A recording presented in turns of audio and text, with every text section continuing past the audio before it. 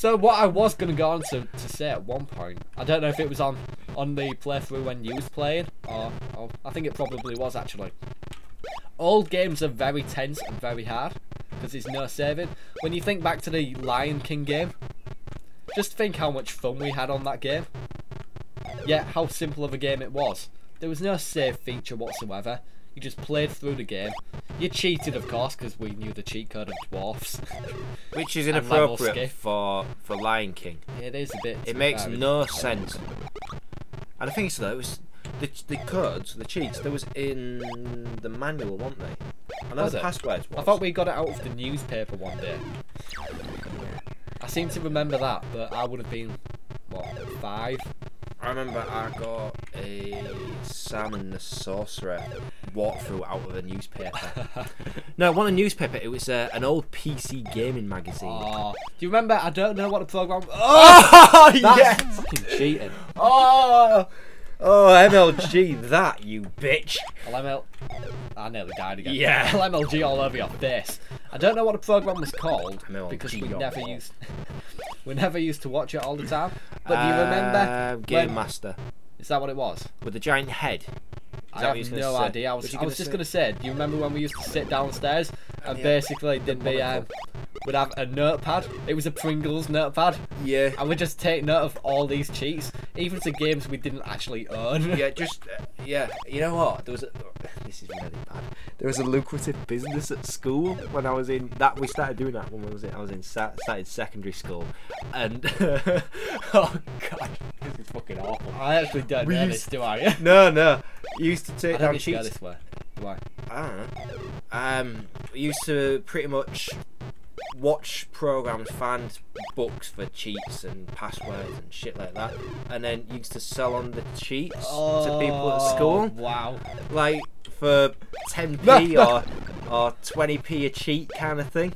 Wow. So, and then use that to buy sweets at dinner and break. You see, what I used to do was, you know, when you get a stockpile of sweets at Christmas, Aye. And you'll have, say, a lot of celebrations or something, a lot of chocolates that you don't particularly want. When we had too many, I used to get sent to school with them, effectively, and I have no idea where I am, by the way, and I would sell them. Yeah, I totally used to. I used to sell them, and I'd make quite a profit on them. The best one I used to do. Oh, look at all those doors to get out. Oh my god. The best one I used to do is. Where did he go? I don't know. It disappeared. It did. I used to go to Greenwich shops. Yeah. And I used to look to see what the newsagents had on special offer buys. Yeah. For like sweets, you know, bars of chocolate, buy one get one free, yeah, and shit like that. I used to buy them, then take them into school and sell them at a lower price than what you'd buy one for, but at a greater price than what I paid. And you know, you can call me Alan Sugar if you want. We are actually crafty bastards when it comes to this sort of thing, it seems. So yeah, kids. Tip number 1: look for buy one get one frees or 3 for 2s.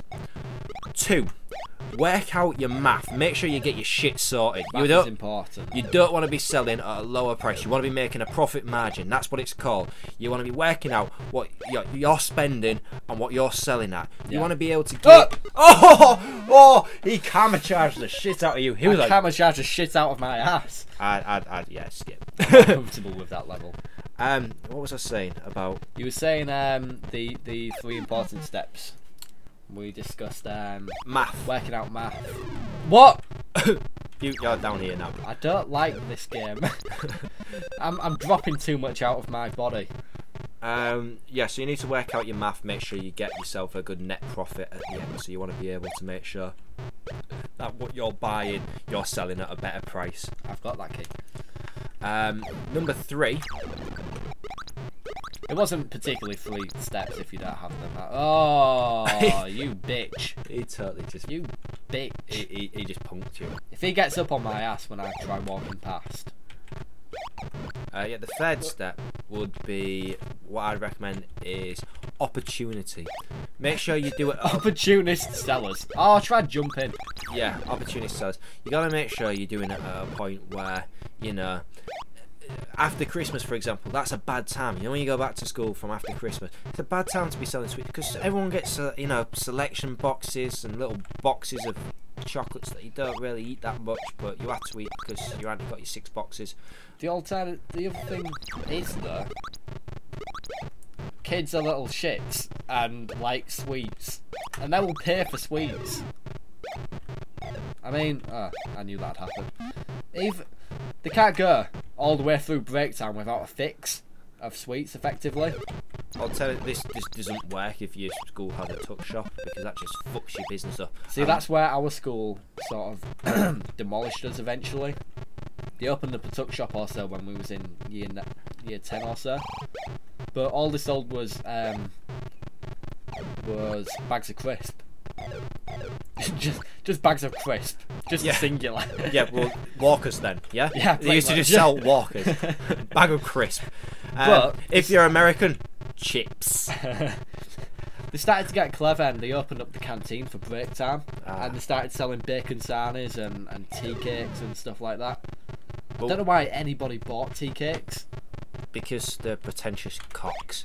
What I was going to suggest is the English stereotype. No, well, what I was going to suggest is, if, for example, you're doing, you know, if you decide to take us up on that offer of business, you know, where you sell things that you don't really want and you make a bit of cash. Oh, I wanted to listen to what his words were.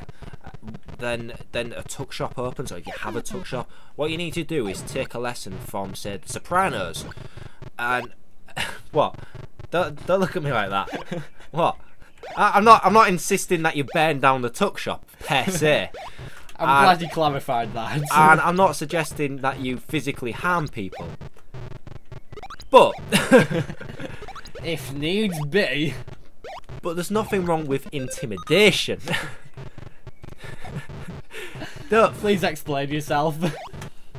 Well, okay, don't physically harm anyone, but threaten to harm people. That always works.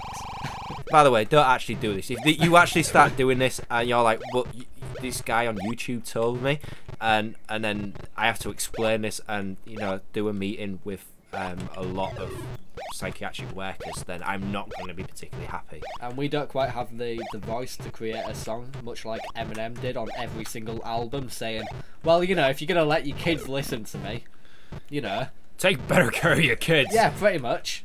He takes every opportunity to insult people's parenting. And rightly so. Yes, because he's never done anything bad. We wanted that album. I don't need to go this way, do we? You need to shoot that thing up there. I do. With the gun. And not do a dumb shit ass move I did. Yeah! I totally owned your ass. I just physicsed all over him. Well, I can go now. No, you go. I've got my whiskey! Right, wait.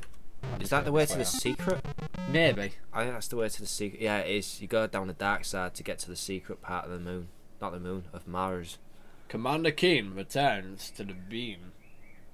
With bacon mega rockets. What am I reading? And quickly replaces the missing parts. He must get home before his parents do. Wait, so his parents don't know he's on Mars. Oh my god. Wow, we should probably watch the synapse to the game. I don't think there was one, was there? Yeah. Oh, wait, what is that? Wait. We're back on Earth. Wait, what? Hi. What's this? Oh, never mind, I'll go home. I'll come back to this later.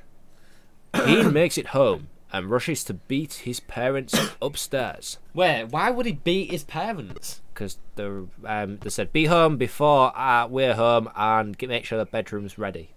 Keen is one violent child. Shh, honey. Let's see if little Billy is asleep. I thought his name was Keen. Yeah, Billy Keen. Billy? Are you What is this one-eyed green thing in your room? That's the mum, by the way. Now, can I keep him? Well, we'll talk about that in the morning. Son, you get some rest. Meanwhile, we'll just keep this Martian wandering around your room. Okay, Mom. Good night. Good night, dear. Quick to forget that there's a fucking Martian in the room.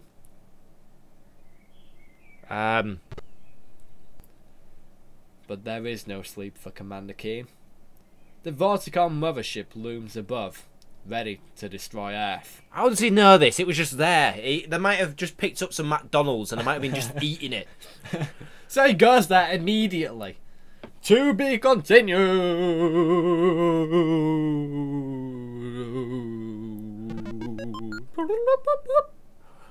Welcome to the world of tomorrow. Today. You must find your way. I keep reading the M's as W's. You must find your way onto the Vorticon mothership and destroy all the horrible Tantalus rays. If you don't, the Earth explodes. Don't miss episode 2. And then on to Vorticon 6, where the whole planet awaits your arrival. Make your way through the Vorticon cities and military installations. Good work. I thought it was a W and military. You totally bossed that. Well done. And prepare yourself for the final confrontation with the Grand Intellect. You won't believe the shocking finale. The W's destroy me. So, as you may see, I bossed this game and my name at the same time.